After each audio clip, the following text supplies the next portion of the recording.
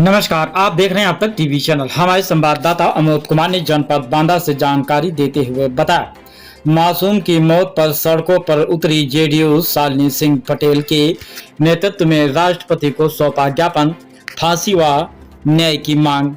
जी हां, जनपद बांदा के चिल्ला थाना क्षेत्र में 3 वर्षीय मासूम बच्ची के साथ दुष्कर्म और उपचार के दौरान उसकी मौत की विभत्स घटना से खिलाफ जनता दल यूनाइटेड के कार्यकर्ताओं ने शुक्रवार को जोरदार प्रदर्शन किया।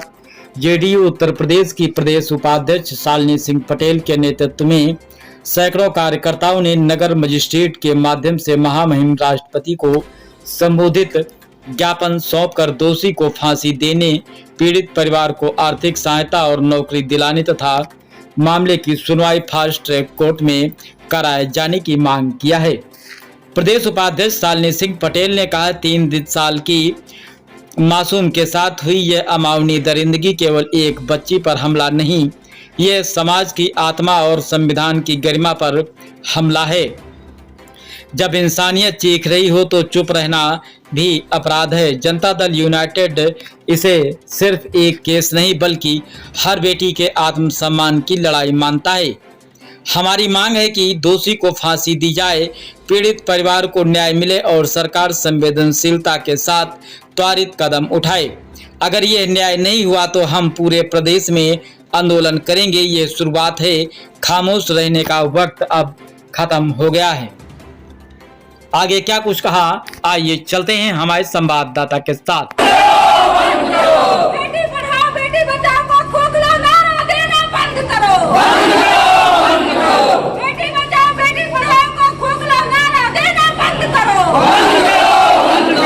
बेटी बचाओ बेटी पढ़ाओ को खोखला नारा देना बंद करो। गुड़िया के हत्यारों को गुड़िया के हत्यारों को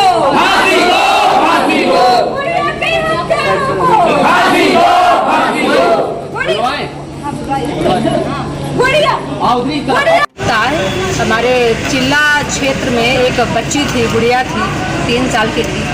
उसका जो है बलात्कार करके उस बच्ची को जंगल में फेंक दिया था। उस घटना के बारे में जब हम लोग सोचते हैं तो एकदम हमारे रूह कांप जाती है। उस बच्ची को निर्वस्त्र फेंक दिया, उस बच्चे की इलाज के दौरान मौत हो गई। तो हमारी मांग है राष्ट्रपति महोदय जी से और खासकर बांदा जिलाधिकारी महोदय जी से कि ऐसे लोगों को तत्काल, हम तो कह रहे चौराहे पर गोली मार देना चाहिए, इनको फांसी देना चाहिए। हमारी मांग है, देना नहीं चाहिए, इनको फांसी दी जाए।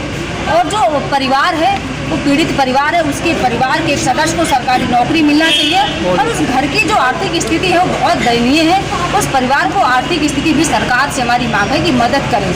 इसलिए हम राष्ट्रपति महोदय जी को संबोधित ज्ञापन दिए जिलाधिकारी महोदय के माध्यम से, क्योंकि जिलाधिकारी महोदय भी एक महिला है और राष्ट्रपति महोदय जी भी हमारे देश की प्रथम नागरिक हैं।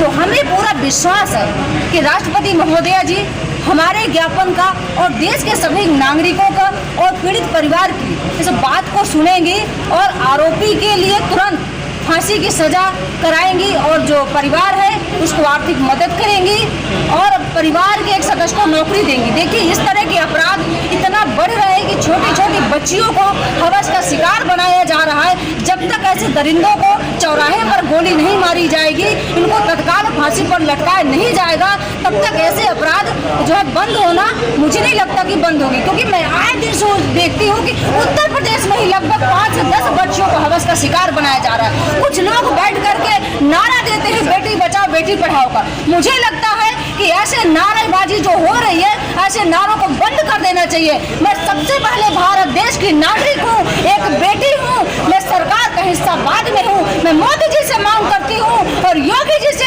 कि आप लोग भी जो नारेबाजी करते हैं बेटी बचाओ बेटी पढ़ाओ का खोखला नारा देना बंद कर दीजिए। अगर आप सत्ता नहीं संभाल पा रहे हैं तो हम महिलाएं काबिल हैं, हम सत्ता चला के दिखा देंगे।